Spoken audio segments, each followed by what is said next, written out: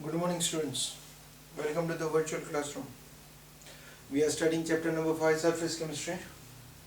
In our last lecture, we discussed related to what is adsorption, what is adsorbate, what is adsorbent, and what is desorption. The four different terms that we understood it, and even we took it as in different examples that have been seen in our day-to-day life where the adsorption process is taking place. Right? Today we will be going through new words as well as we will try to understand what is the mechanism for the adsorption. Right? But before we go for it, now every time when we were taking it as an adsorption, what does it mean? Add, it means added, addition is carried out. But this addition is carried out where? Only on the surface of the adsorbent. Right? It's only on the surface. This particular process is, the reaction is carried out only on the surface of adsorbent.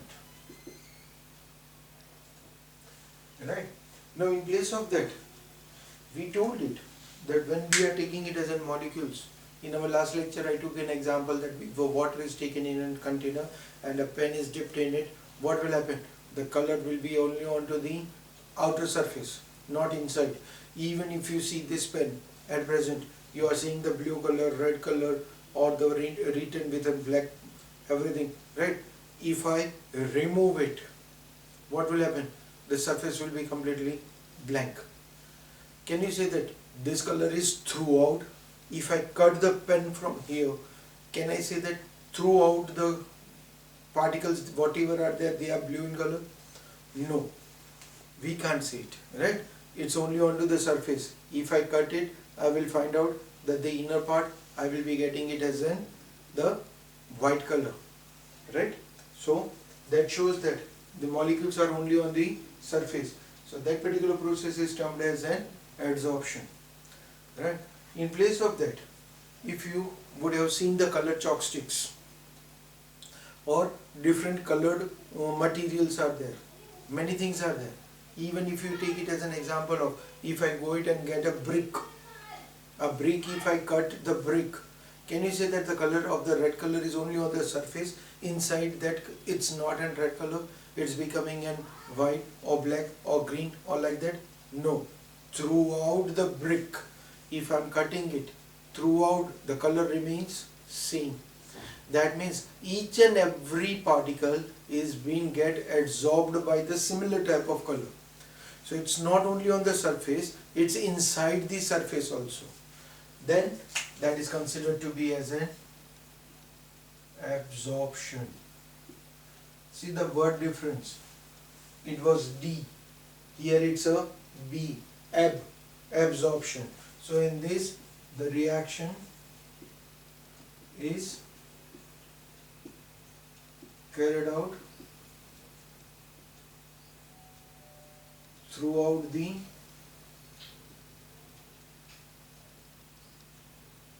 components. It's not only on the surface, it's throughout the components. For this, for example, if I take it as chalk stick, you know it, that it's a white colored chalk stick. I'm dipping it, dipped in ink pot. You know it, blue colored ink pot, a Camlin, or in a fountain pen that you are using it, or even in this pen also we are using the ink. If your chalk stick, white colored chalk stick is dipped into it, what will happen? The chalk stick will get colored only from the outer surface. If I break that chalk stick, then what I will see it is, the inner surface might have been become wet. That is, the solvent would have passed through it, but not the particles. Solvent has passed inside, right? When the solvent has passed inside, so that inner surface has get absorbed. It's a AB, absorbed, while the color is adsorbed, AD. It is adsorbed on the surface, the color is on the surface, and the solvent is throughout the molecule, so it is known as absorption. When both these processes are taking place on a same molecule, then what is that process known as? When I am taking it only on the surface, it's an absorption, AD. When it is inside the surface, it's an absorption, AB.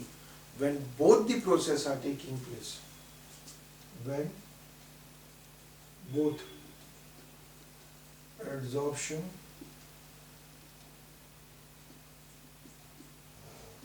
and absorption takes place,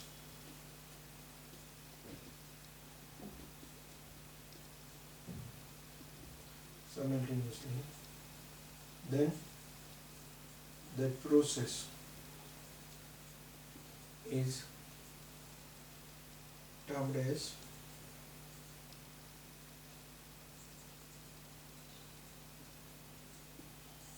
sorption. Then the process is termed as sorption. So that is a difference between adsorption and absorption. Only on the surface, throughout the surface. Throughout the surface, not throughout the component. Absorption, adsorption. That's the difference between those two. And when both these are taking place, we term them as sorption. Right? Is it clear? Okay. The next one, we want to understand it now. Something related to adsorption. That is a mechanism of the adsorption. Now rest of the terms we are going to put it aside.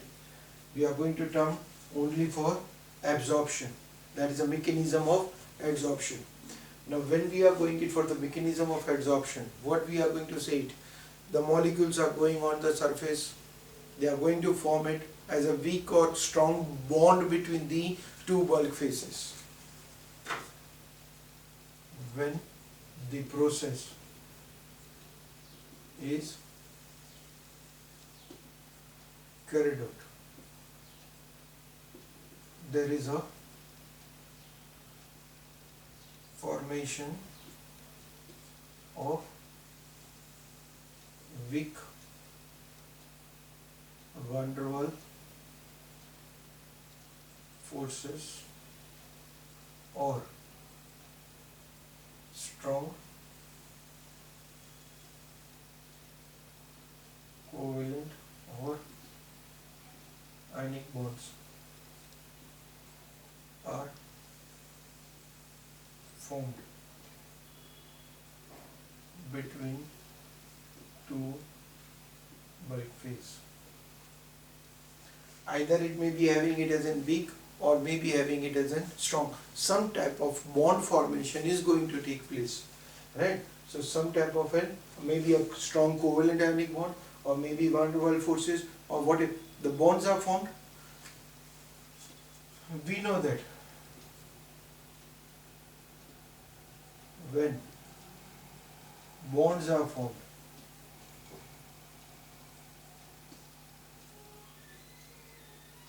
energy is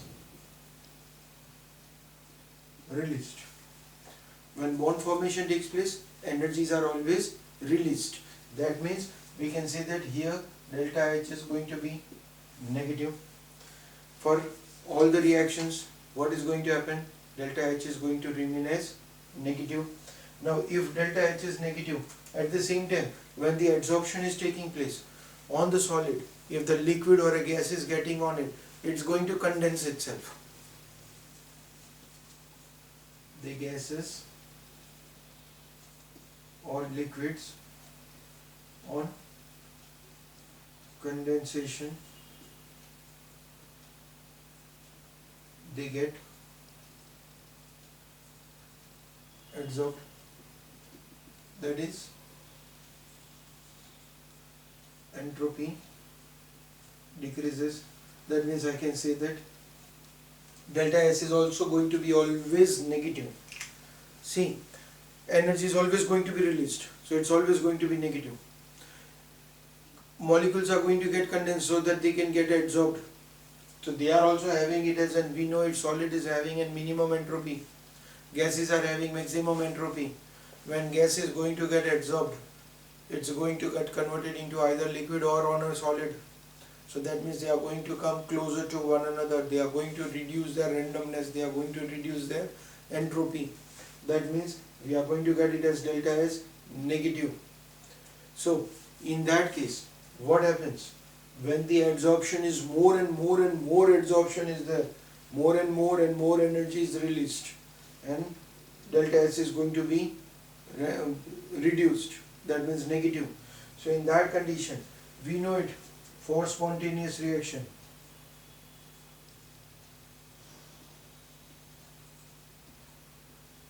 Delta G should be negative. For any spontaneous reaction, delta G should be negative. That means the adsorption process, if I want to carry out this process, the value of the delta G should be negative. What will happen? The formula of the delta G is equals to delta H minus T delta S. Now this is already negative. At whatever the temperature I am going to put it this value as negative, the whole term is going to make it to be as a positive. T delta S, because delta S is negative, so the term is going to become positive. If rising the temperature, if I keep on rising the temperature, what will happen? Adsorption will take place, more energy will be released. If delta temperature is not raised, your delta H will be there. So in the condition, if I keep on rising the temperature, adsorption will be reduced. So this is possible only at low temperature. If temperature is increased, adsorption decreases. That is, delta H will be less. Hence what will happen?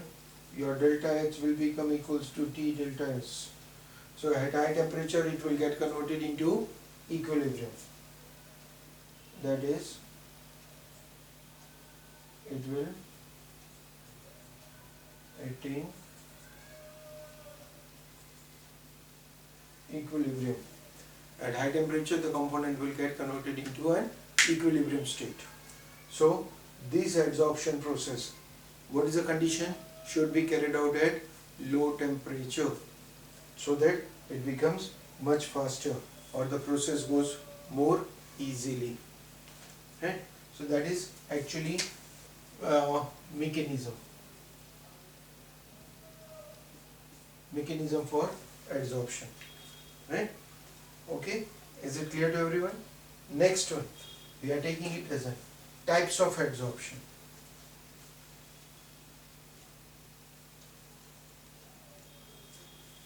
Next one, we'll take it as a types of adsorption.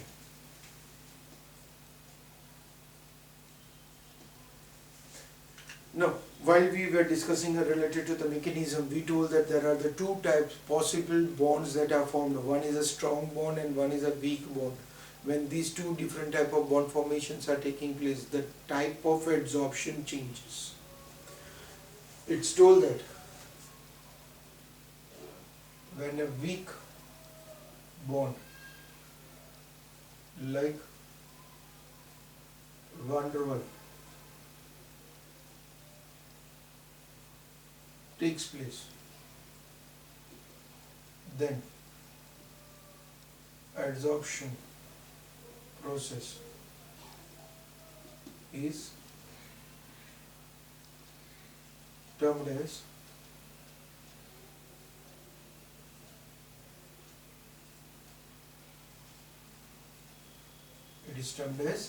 physisorption. Right? When you are taking it as it's termed as physisorption.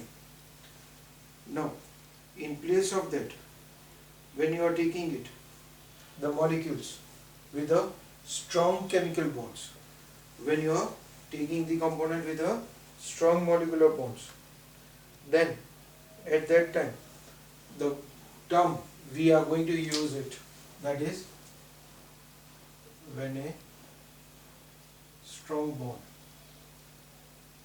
like covalent or ionic bonds takes place, then adsorption process is termed as chemisorption. It is termed as chemisorption. So that means this is physical adsorption.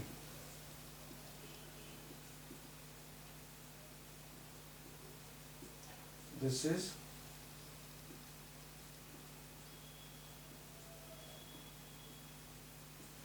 chemical adsorption, right? If I want to take it as an example for physisorption, if I write it as an example of physisorption, penes are attracted on magnet. If I take it as a magnet, if I allow it to pass through an iron metals or pins that we are using it, right? What will happen? Safety pins that have been there, immediately they will get stuck onto the magnet, right? So that are going to remain only on the surface. They don't have any specific things or reactions to be carried out over there. Again, that reaction is spontaneous. The moment the magnet comes closer, it gets stuck onto the magnet. So that is known as physisorption. And for chemisorption, we can take it as an example for the chemisorption as the color of the pen, right? The adsorption of color on surface of pen. On the surface of the pen, if I want to remove it, can I remove the color? It's not possible. If this would have been magnet and if the pins are there, pull it. Very simply they can be removed out. But can I remove this color? Even by applying a force on it, it's not possible, right? Unless and until some specific chemical reactions are done or some other chemical compositions are taken where they are more soluble, these colors are becoming more soluble, then only they can be removed. Otherwise it's a difficult. So they are forming chemical bond. They are having it as a covalent bond formed between the plastic material and this color. So that is why it's known as chemisorption. The pin did not form any kind of a strong bonding between the magnet and the pins. So that was considered to be as a physisorption.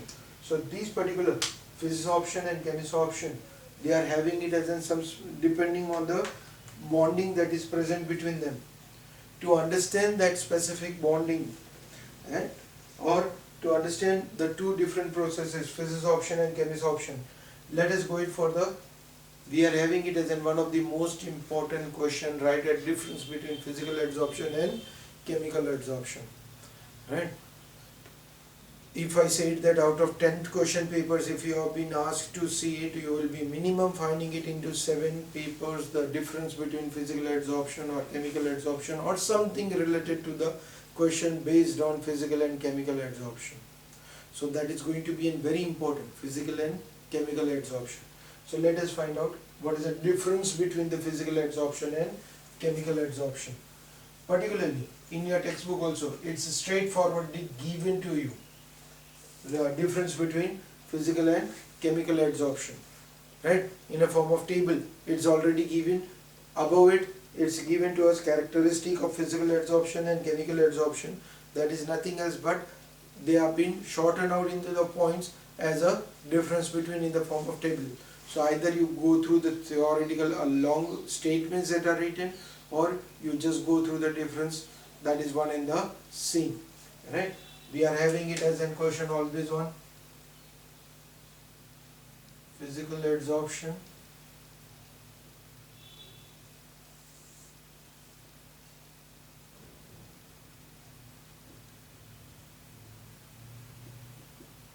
chemical adsorption. Right? See, particularly for physical and chemical adsorption, in our textbook also there is one of the question that is given in the exercise. Write a difference between and similarities between physical and chemical adsorption. Differences are also there, similarities are also there. At present, first of all, what we are going to do it is difference between physical and chemical adsorption. Right? I'm not going to write it as a complete point. I will just indicate it small point. We will discuss the complete point, or you can read that complete point in your textbook. Right? What we are having it as a, when a gas is adsorbed, when any gas is adsorbed on the solid surface, then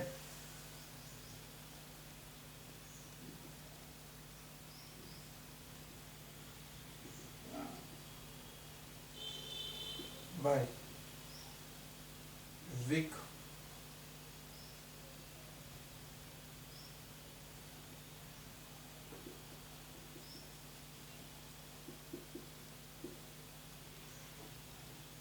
then we are having it as a gas adsorbed on the solid surface by weak van der Waals forces. We term it as physisorption. You can say it as silica gel adsorbing water molecules, water vapor from the atmosphere. It's a weak bonding, right? When a gas gets adsorbed on solid surface by strong covalent or ionic bond, then it is considered to be as a chemisorption. That is different type of colors that are done on the surface, then they are considered to be as a chemisorption. Particularly if I give it as an example, the color that is done on the wall at your residence also, sitting over there at present when you are listening me, if you turn your face or if you just see it in front of you, the walls are there, they are specifically colored, right? Some specific colors are used on your walls depending upon the themes, depending upon your liking of the colors, depending upon your interest, right? Whatever is done, if you try to remove that color, is it possible to remove it? Just try to go with the water, try to remove it with the petrol, is it possible to remove that color? Even when the color was done, the thinner was being used, it's a specific organic chemical that is used to thin it, but still can I remove it now after drying it? Now it's not possible because there is a strong bond that is formed between it. If I try to remove it, that whole color or the whole layer will be removed. It's not only the color will be removed, whole layer will be removed. Then such process is considered to be as a chemical adsorption, right? Particularly I was talking about you can see it on my wall, right? There is a color, I'm having some specific designs, I want to remove that design, I'm trying to remove it. If I apply the water, if I apply the petrol, if I apply the organic substance, can I remove this color? Can I remove this design? No. If I want to remove it, what I will have to do it is, by using the sandpaper I have to rub it and I have to remove the complete layer. Then only it is possible. So that shows that this is a strong bond that is formed between the wall and the color. So that is known as chemical adsorption. Right? Now, this shows, these are the particularly physisorption. It has low activation energy. That is the amount of the energy required to go for this process, it's very less. But if I want to go for this process, it's a very tough. I have to be very, very careful. Right? It has high activation energy. That means it releases very low energy, that is 20 to 40 kilojoule per mole. it's releasing, so that is exothermic. It's going to be negative, but it's going to be very, very less. It's going to be exothermic, right? But it releases very high energy, that is ranging of 80 to 200 kilojoule per mole. So large amount of the energy is released. This reaction is going to be reversible. As we already told that from the magnet the pins can be removed, pins can be attracted onto the magnet. This is irreversible. This cannot be removed. It's an reverse reaction is not possible. So it's an irreversible. They form multimolecular layers.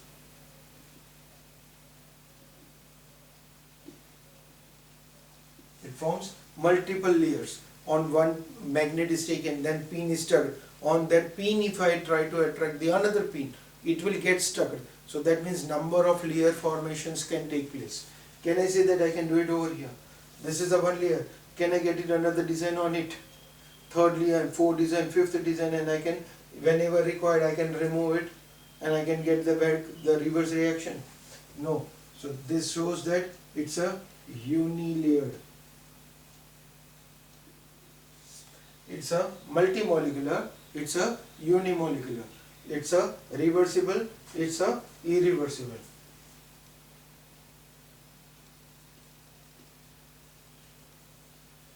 Decreases with increasing temperature. When the temperature of the component is increased, then this reaction becomes slower or weakens out, right? But it increases with increasing temperature. This process, chemical process, is stronger, increases with increasing the temperature, right? So like that the differences are given. All these differences are written in your textbook also, right? You can just go through, you can read them, and this is going to be very important for us. Now this was difference, right? Now similarities. Then we are going to get it only two different similarities that we are having it for physical and chemical adsorption to be studied. The first one, that is, both of them depends upon the nature of the gases. Both depends on nature of gases. The one which gets liquefied very easily, the one which is getting condensed very easily, they will get adsorbed much more faster. One which is not getting condensed easily, they won't get adsorbed. So for both depends upon the nature of gases, how fast they get liquefied. And the second one is, both depends on surface area of the adsorbent.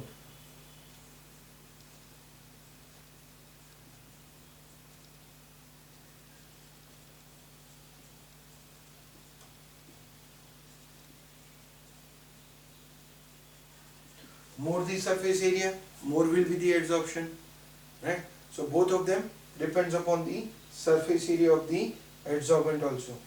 So we get it as a two different similarities for it. Okay, is it clear? So that is a different types of adsorption, physical and chemical, right? Next, related to the adsorption, we'll discuss it in our next lecture. Till then, thank you.